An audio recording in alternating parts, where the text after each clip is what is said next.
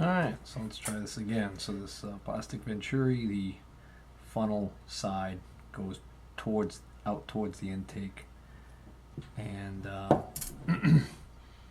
these two parts right here actually sit in these slots inside here. Looks like it's going to go behind this little tube. So it's a tricky little fit to get behind this little tube right here. And let's see, I'll hold that with my finger and then screw this in. There we go.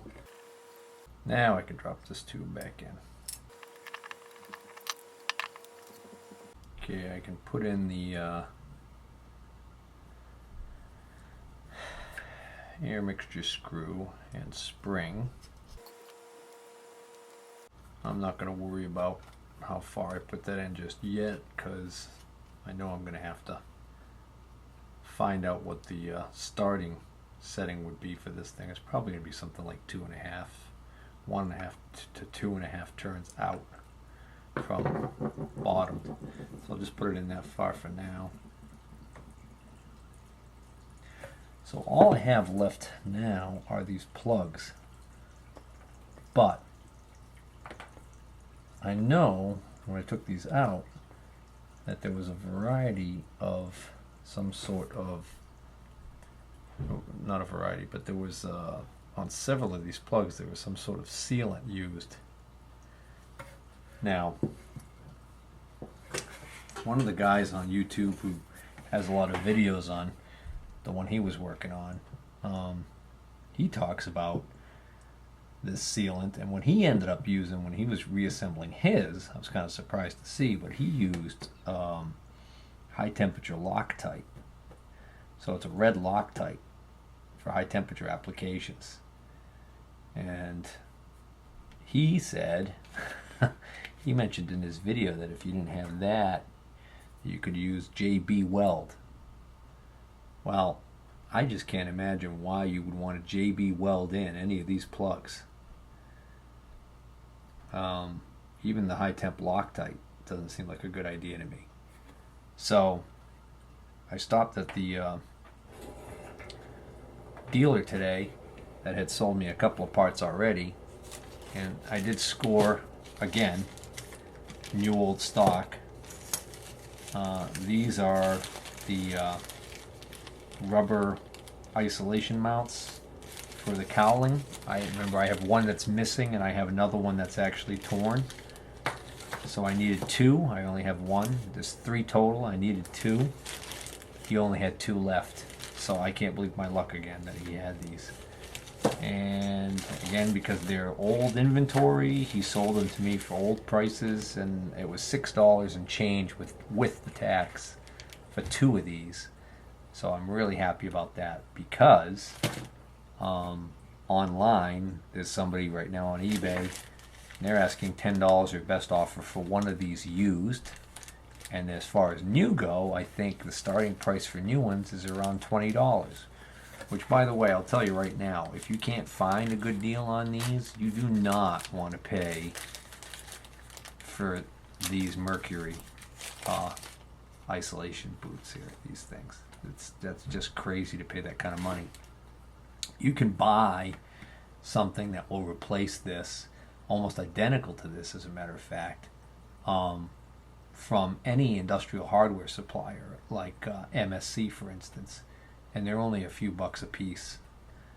So if you have to, go that route. Now the only thing I'm not sure of is these actually have a square bottom, almost like the way a carriage bolt is at the bottom of the threaded stud, and that keys into a place on the cowling so that these actually are kept captive while you tighten the nut. The style that I believe they sell in industrial hardware might actually be a threaded rod all the way down to this point right here, so you might have to live with that. But you know, for what they want for these original ones, when you look online, crazy money if you can find them. So don't bother doing that. And I just got lucky. Anyways, my point is, kind of get off the point here. My point is that while I was there, I asked the parts guy about that sealant. And he said, well, he doesn't know what they used back then. Because he said the stuff they use now, he said it's kind of, I think he said brownish in color. This is reddish.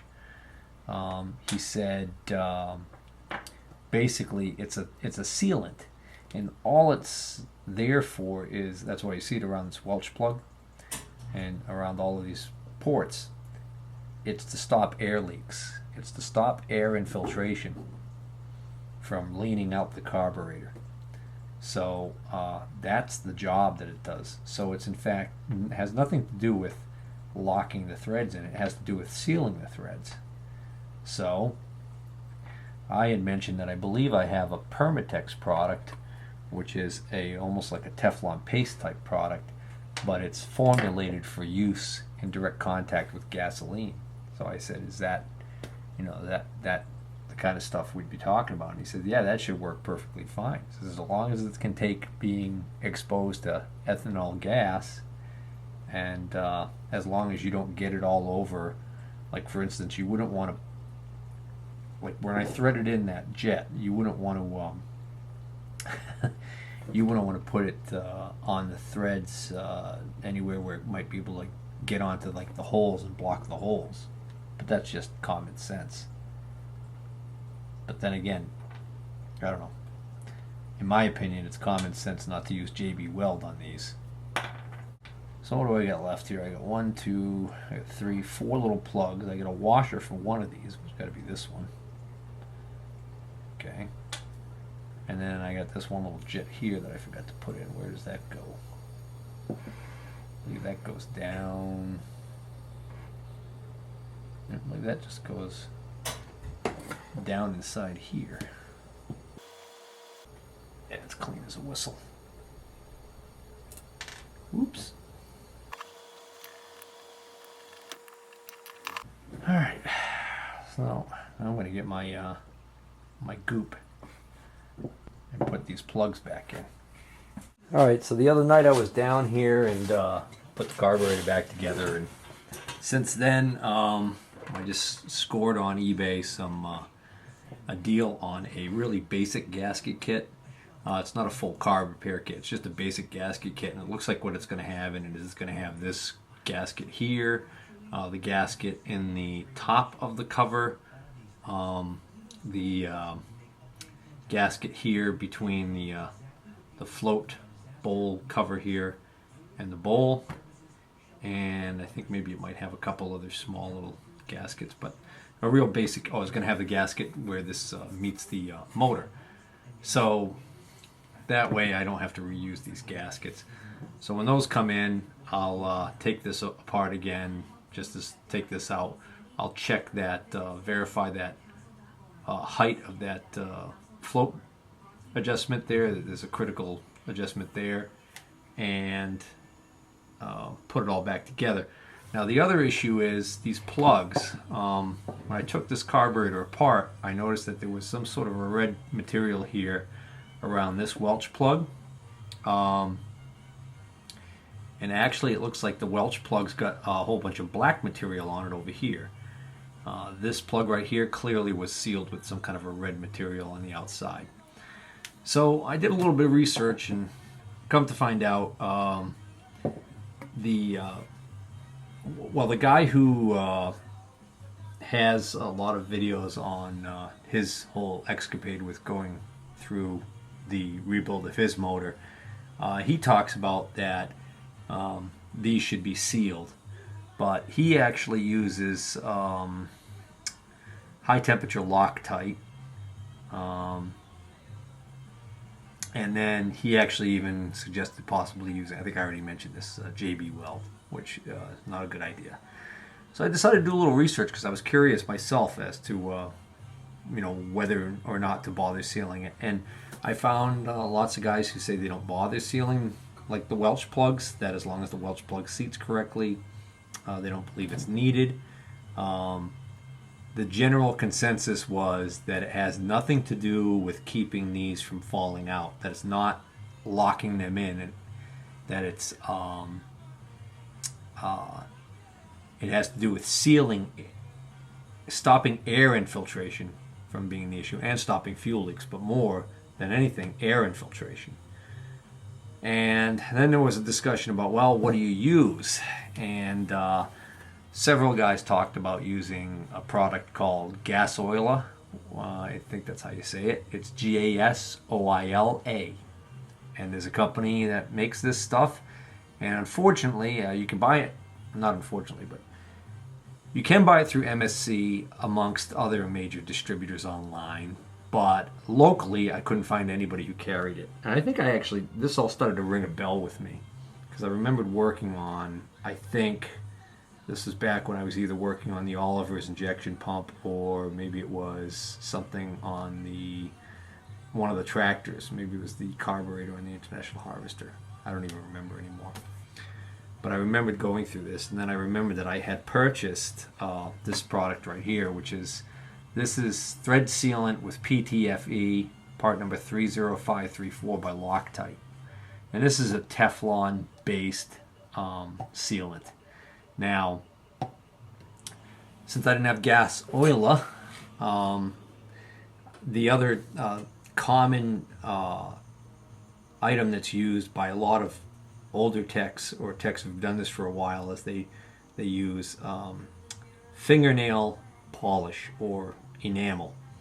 And what they do is, after they put the plug in, or the Welch plug in, they apply a coating of fingernail polish. So I was wondering whether or not this red stuff on here might even be fingernail polish. This black stuff that's all over the Welch plug here, that I don't know what that is. That's some sort of a sealant. But I didn't take the Welch plug out, so I don't have to deal with the Welch plug. So all I have to deal with is these screw-in plugs. So I decided I'm going to use this product. I went online, because the other product I have is the Permatex version of this. Actually, I have a larger container of that. So I have this. This is the Permatex version of thread sealant with Teflon. And I looked up this stuff, and this stuff actually says it can be used on fuel fittings. This actually I got for free. I think this was actually in the Wells Index cabinet hoard. Not sure how old this stuff is. This stuff stays pretty pliable as long as it stays sealed. Right now I can't even get this open. Ugh. I'm not going to worry about it now. And then the only other stuff I have is this stuff here. This product is a product by Hercules called Brush on Blue. Brush on Blue Block. Seals, threads, and gaskets. Now this stuff I didn't look up. I'm just curious whether or not it says anything on here. Most of these products, they don't necessarily say right on them that they are safe with contact with gasoline. You have to end up going online and digging a little deeper. All three of these sealants appear to use isopropanol alcohol. Alright, this is a brushable sealant for use on threaded connections, flanges, gaskets, bolts. Sets up quickly to form a tough, flexible seal. Won't harden, crack, crumble, or shrink. Used for water, steam, oil, gases, gasoline, and more. Not for gasohol and oxygen. Not for use on potable water, blah, blah, blah. So it's interesting, not for gasohol. So the question is, how's this going to be with gasoline with ethanol additives, E10? That was one of the debates that came up in some of the forums that I read about this, what to use and what not to use. A lot of guys were saying that, I guess some of the manuals even, on some outboards, even state clearly to use Gasoila, which is interesting. But the question was, do those manuals predate E10 additive? And if so, what will E10 additive do to these products? So there's that question there. So long story short, because I've got it and because I do not believe it's going to make that much of a difference, I am going to use this stuff here. And the key to any of these is to apply them to the threads and try and avoid, at all costs, try and avoid getting the stuff into a location where it could actually get into the carburetor and clog something. So the larger the plug, the easier that is to do, because the plug's large enough that I can just grab it with my fingers and still get a coating on the threads without necessarily getting it all over the end where I don't want it. So this plug that I just did is the one that goes on top here, and it's the same size, I think, thread as this plug. But the way I know that this plug is the one that goes here is because this is actually the bowl drain. If you want to drain off the carburetor, the bottom of the carburetor, I think you drain it through there, because that's a low point drain, so to speak.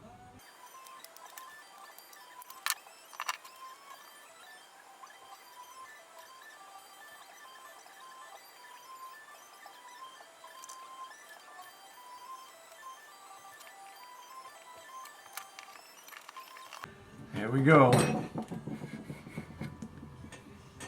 So I'm not going to do this one because this one has a gasket, and I think that the kit that I've got coming will have this replacement one of these gaskets in it. So I will just put it in there temporarily, keep it all together. Alright, so I'm going to repeat the process that I did with this carburetor on the other two carburetors. And I'm going to make sure that I know which carburetor is which. Actually, that's the other thing too. The part number on this carburetor is right here. This style carburetor is known as a WMK style, and there's a number stamped right on the bowl, WMK-3-1. The -1, I believe, indicates that this is carburetor number 1 of 3. So this is the topmost carburetor. So the next one down should be marked WMK-3-2. Alright, so this is the second carburetor down, the middle carburetor. And actually, interestingly enough, this one is stamped just WMK-3. There's nothing to indicate that this is the second carburetor. Well, alright, not going to worry about it.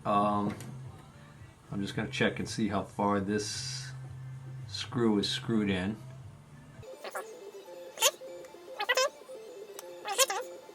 One 1 3/4 turns. So this was 1 3/4 turns. So I'll make a note of that for reassembly.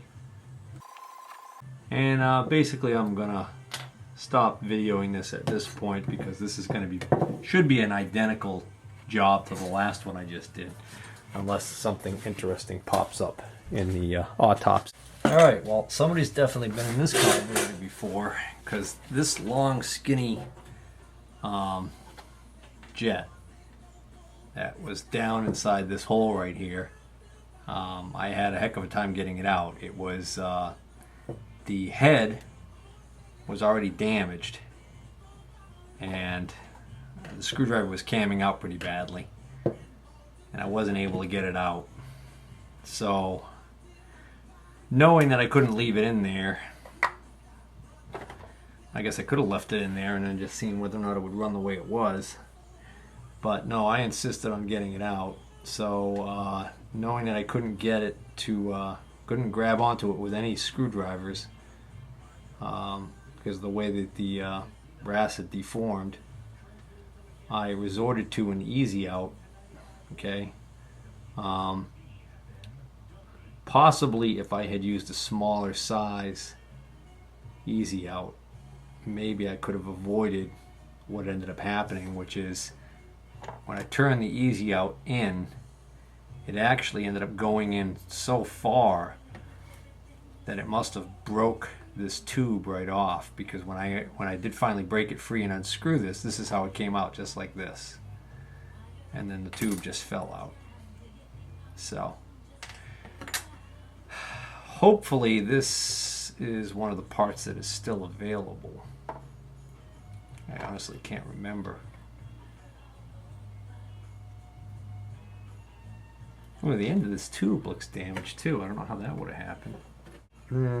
It's got a little bit of damage on it, but nothing that would have stopped it from working, from what I can see.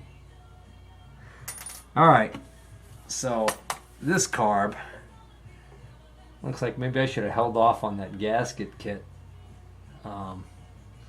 because the first carb I can get by with the basic gasket kit. This carb I may end up having to buy the more elaborate kit, because I believe that actually contains this part. Alright, we'll have to do some more searching.